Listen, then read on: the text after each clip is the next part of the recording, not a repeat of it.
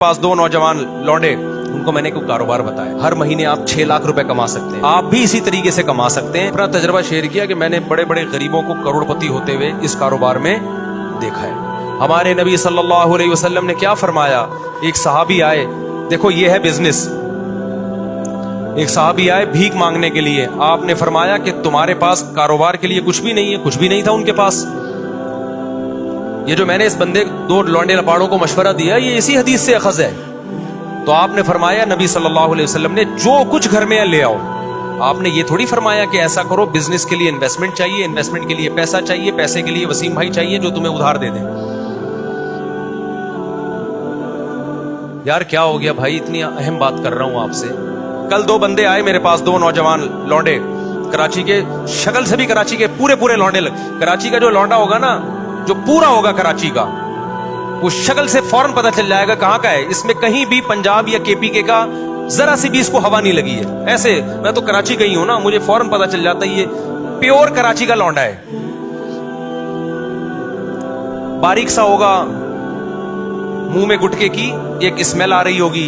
ये कुछ अलामतें बता रहा हूं, ठीक है ना।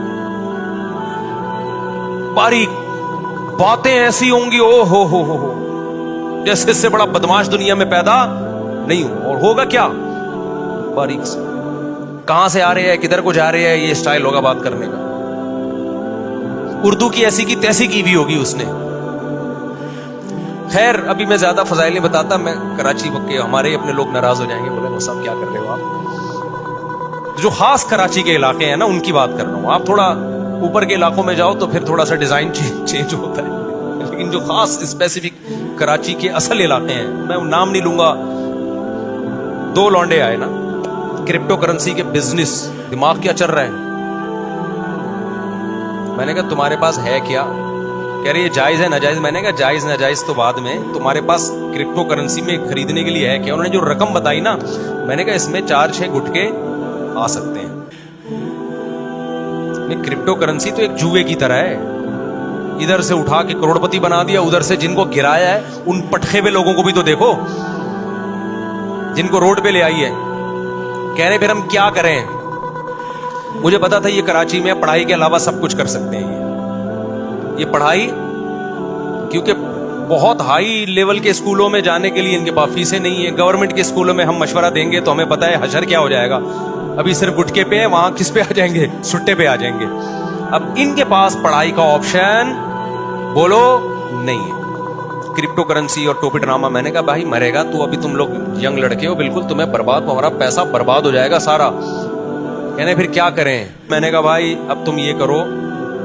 उनको मैंने कोई कारोबार बताया, आपको नहीं बताऊंगा मैं, क्योंकि मैं कोई मोटिवेशनल स्पीकर नहीं हूं कि लोगों को ये बताऊं कि हर महीने आप 6 लाख रुपए कमा सकते हैं। देखा ना आपने, यूट्यूब पे आ रहा होता है हर महीने आप 6 लाख। असल में इस तरीके से वो हर महीने 6 लाख रुपए कमा रहा है।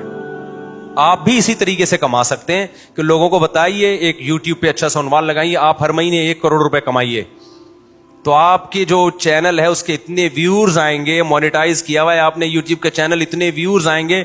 यूट्यूब जो है व्यूअरशिप पे आपको पैसे देता है। तो वो कमाए ना कमाए, आप बोलो कमा ले। तो मैंने उनसे कहा ये जो हर महीने 1 लाख कमाना, 1.5 लाख कमाना, ये खोपड़ी शरीफ से निकाल दो। यही सारे फसादात की जड़ है। इससे इंसान जाता है डिप्रेशन और टेंशन में। काम की बात है, सुन लें आप लोग भी। मैंने कहा जितने पैसे आपके पास है ना, जिनमें थोड़े से गुटके आते हैं, इसको गुटके में जाया ना करना। तो उनको एक मैंने छोटा सा मशवरा दिया, आप अमल ना करें। देखो हर मशवरा हर एक के लिए नहीं होता, ऐसा ना हो बर्बाद कर दो पैसा अपना। मैंने कहा यार तुम कुछ भी, तुम तो इससे प्रॉपर्टी भी नहीं ले सकते, और आजकल तो वैसे भी कराची में प्रॉपर्टियां बहुत गिरी हुई हैं। मैंने कहा तुम सीधा ना माहिरीन इतवार बाजार जाओ, जहां परिंदे बिखरे होते हैं। और मैंने कहा ये दिमाग में ना रखना मैंने हर महीने 1 लाख कमाना है, मैंने हर महीने 2 लाख कमाना है, मैंने हर महीने 4 लाख। इससे सिवाय डिप्रेशन के कुछ भी हासिल नहीं होगा। आप ये बोलो मैंने इतना कमाना है जिससे मेरी बुनियादी जरूरत पूरी हो जाए। फिर अल्लाह रिस्क के दरवाजे खोलेगा तो ऐसा खोलेगा क्या बहुत कुछ देगा आप। और अभी से खोपड़ी बना ली ना, ये मेरा हदफ है, तो भाई ये अल्लाहु यबसुतुर रिज़्क़ लिमन यशाउ व यक़दिर, जिसके लिए चाहता हूं रिस्क के दरवाजे खोलता हूं, जिसके लिए चाहता हूं रिस्क के दरवाजे बंद कर देता हूं। ये तुम्हारी सोच पे नहीं मिलेगा कि मैं हर महीने 6 लाख चाहता हूं तो 6 लाख मिल जाए। ऐसा नहीं होने, डिप्रेशन मिलेगी और कुछ नहीं मिलेगा। میں نے کہا آپ کے پاس جو اسباب اور وسائل ہیں آپ اس میں اسٹرگل کرو. تو میں نے کہا میں آپ کو بتاتا ہوں, ایک مشورہ دیتا ہوں, اور پہلے آپ کو بتا دوں آپ نے اس مشورے پہ عمل نہیں کرنا ورنہ کوئی مرے گا تو مجھے پکڑے گا. میں نے کہا اتوار بازار جاؤ, پرندوں کی مارکیٹ دیکھو کون سا پرندے کا نام کیا ہے اور کون سا پرندہ کس قیمت پہ بولو نا بک رہا ہے, اور کون سا بہت زیادہ بک رہا ہے جس میں لاس کا چانس نہیں. ایک مہینہ یہی کام کرو, جا کے بازار میں بیٹھ جاؤ بس, سمجھو. اس کے بعد میں نے کہا آپ کو مارکیٹ میں نا ایک مہینے میں اندازہ ہو جائے گا کہ یہ پیرٹس یا یہ برڈ ایسا برڈ ہے کہ اس کو خریدنے میں انویسٹمنٹ کم ہے اور پروفٹ تھوڑا ہے لیکن یقینی ہے. میں نے کہا وہ لا کے گھر میں ڈال دو, انڈے بچے پیدا ہوں گے, اس کو لے جا کے مارکیٹ میں بولو نا بیچ دو. سمجھتا ہے؟ تو میں نے کہا اپنا تجربہ شیئر کیا کہ میں نے بڑے بڑے غریبوں کو کروڑ پتی ہوتے ہوئے اس کاروبار میں دیکھا ہے. بڑے بڑے غریبوں کو دیکھا ہے کہ جنہوں نے محنت سے یہ کام کیا نا, بہت پیسہ کما لیا انہوں نے, لیکن اس میں لاس بھی بہت ہے. تو وہ پرندہ نہ خریدو جس میں لاس کا چانس ہو. سمجھتا ہے کہ نہیں سمجھتا؟ یہ جو پرندے آتے ہیں نا, یہ کیا نام ہے, چکس جو آتی ہیں, بلیک چک اور وائٹ چک آیا کرتی تھی ایک, یاد ہوگا اس کے قیمتیں آسمانوں پہ پہنچی ہوئی تھی. میں نے نہیں خریدی تھی اس دور میں بھی, میں نے اپنے گھر میں پرندے لے کے ڈالے ہوئے تھے برڈز, بزنس کی نیت سے. وہ سستے والے پرندے ڈالے ہوئے تھے, بہت زیادہ پیدا ہوتے تھے.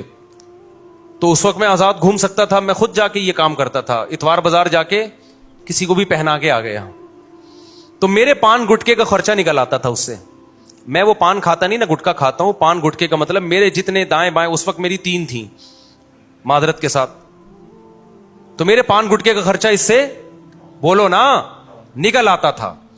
ہمارے دوست نے کیا, مفتی صاحب یہ کیا کر رہے ہو یار, یہ آپ سستے والے چکس لیے بھی آپ نے, بلیک چک اور وائٹ چک لو, اس سے یہ ہوگا کہ ایک جوڑا 5-6 ہزار کا بکے گا, اور جب 100 بیچیں گے تو 5,000 کو 100 سے آپ ضرب دیں تو دیکھو فلاں نے گاڑی خرید لی, فلاں نے. میں نے کہا بھائی یہ مصنوعی چیز ہے.